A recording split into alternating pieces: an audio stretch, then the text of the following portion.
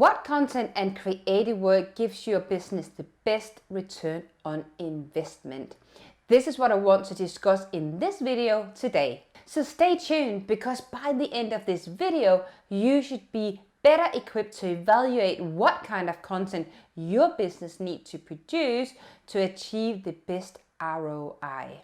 But first, for the best business and marketing advice, make sure you subscribe to my channel and hit the bell to get notified when I post a new video every Thursday. If you don't know me, I'm Jessie and I'm the founder of the brand Catalyst. I help business owners and brand leaders create visibility around their business in a crowded market space. I want to make sure that my clients has the best strategy in place when it comes to get seen, attract and convert clients as effectively as possible.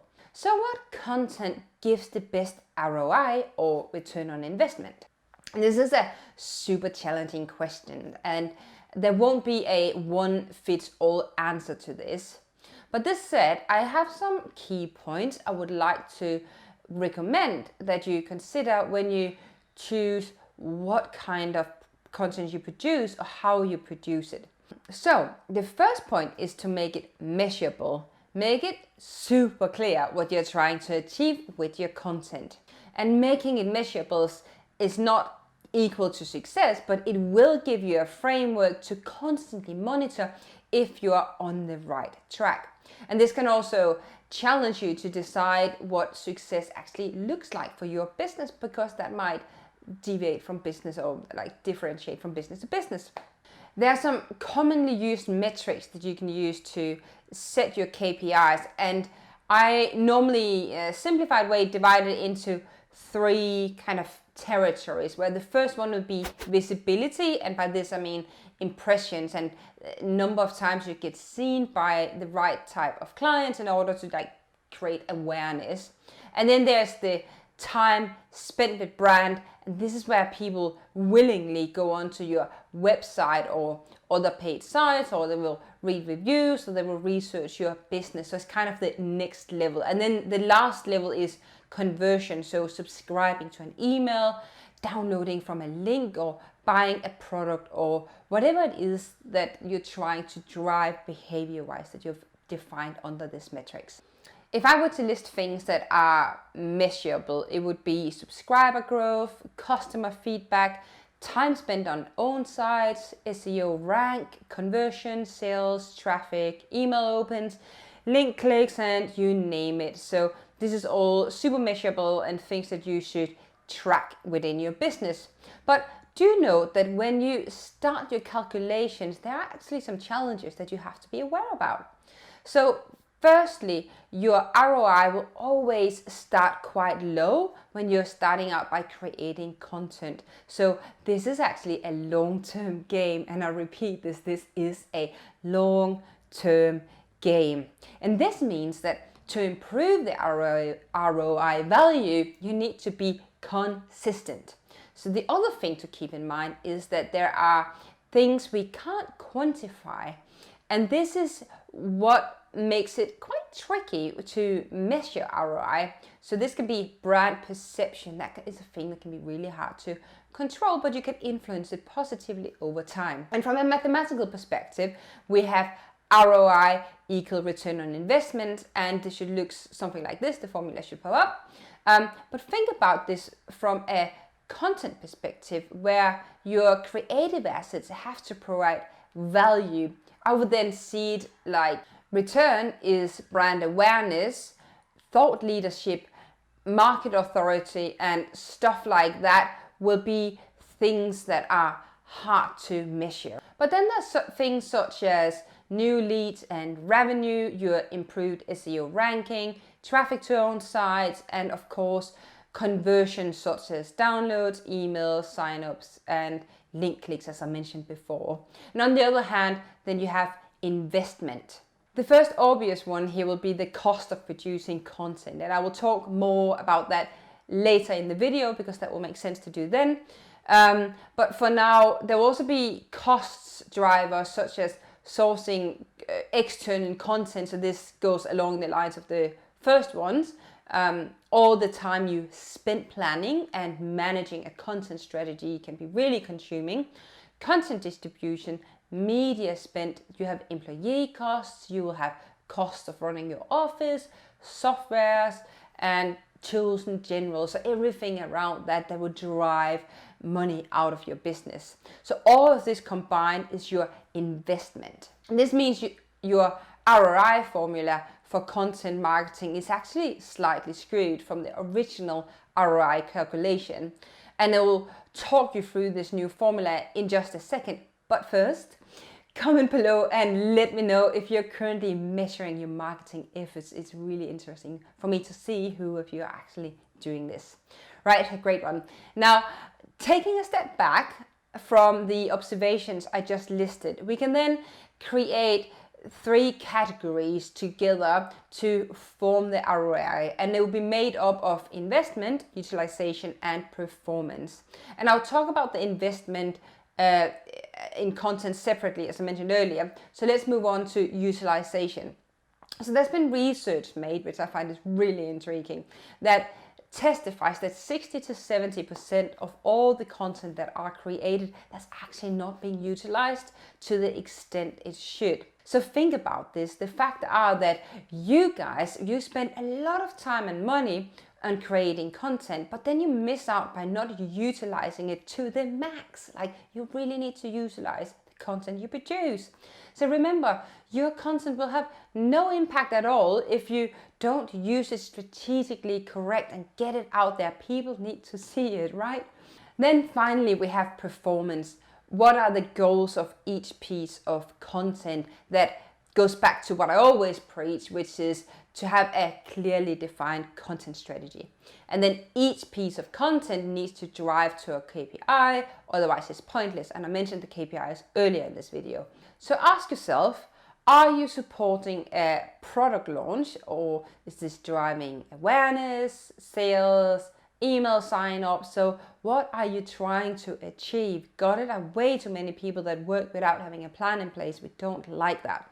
So now let's get calculating your new ROI. This is where the point around the price for creating content comes in, finally. So we're looking at investment. You can do this by outsourcing to trusted partners. This could be the brand catalyst, us here, we'll be happy to help. But it could also be your own in-house team, or it could be a combination of the two. So regardless of how you do this, you will need copywriting, images, a creative concept, video, emails created. All of these like creative assets needs to be produced. And here's an important point. Any creative that you engage with, they would love to have a mega budget to create something super impressive. And I think we all love looking at pleasing content. But as a business leader, you need to make sure that your content is good. But if you say that 100% is perfection, then 80% of the craft added to this content might actually perform sufficiently in terms of what you need. So the most important point you need to think about here is to talk to your audience about something they truly care about, and you need to drive purpose. And I've created a separate video on this, which I will link in the top now, so make sure you check it out. But talking to a purpose ranks much higher than creating glossy content that don't really resonate with your ideal customer. I hope that makes sense. So take that budget that you would have spent on really creating gloss on your creativity, and then start driving value by splashing those money on strategy. So regardless, you need to create content just good enough to perform well. So if this is using cheap stock footage, doing it in-house, or maybe splurging on a mega campaign, because that makes sense in some instances, just make sure that your strategy is backing it up and you're not doing more than is actually needed. Once you measured your investment in content, you want to calculate your expected return. You want to use a metric like this one, where you include or you run through these 5 points. So it is consumption, retention, sharing, leads, and sales. So for the consumption metrics, focus on how many people see your content. So by this, we will look at page views, downloads, unique visitors, keyword ranking, clicks of social, and email links, open rate on email, and all of these really tangible metrics as you will need to look into. And most of this can actually be tracked in Google Analytics, so it will help you out even further. Second one is retention. So how do you keep your audience engaged in your content? You want to have those eyeballs on your business for a long time. So find ways to measure this is returns on your websites. Look at your bounce rate and new blog subscribers, social media followers. Again, open rate on emails could actually come into play, as this is an indicator that people opens and read your content, meaning they spend time with your brand. And then you have sharing as the third important factor. So this includes shares, retweets, likes, and mentioned by others. The fourth one is leads. If you have a content automation platform, this is fairly easy to track, but regardless, any healthy business will track what kind of leads and opportunities they have in the pipeline. And then the fifth and last point is sales. So I guess this is particularly what your C-suite will be going crazy for, meaning how much money does your content bring into your business? And this is where you'll be questioned. So you will look at the percentage of sales that are influenced by your content, and then you will look at the value of your opportunities in the pipeline. You will look at the percentage of sales within that opportunity pipeline that you've actually won, and there could be a metrics around value of sales opportunities won in total. So all of these, there's different ways of attacking this, but it's just important that you can kind of look into like what the picture looks like. So I appreciate that this is a lot of information. So again, looking at what is this overall ROI equation, and as you might have gathered, there are a ton of factors that you need to think about to have the best positive influence from your side and really manage your ROI when it comes to creativity.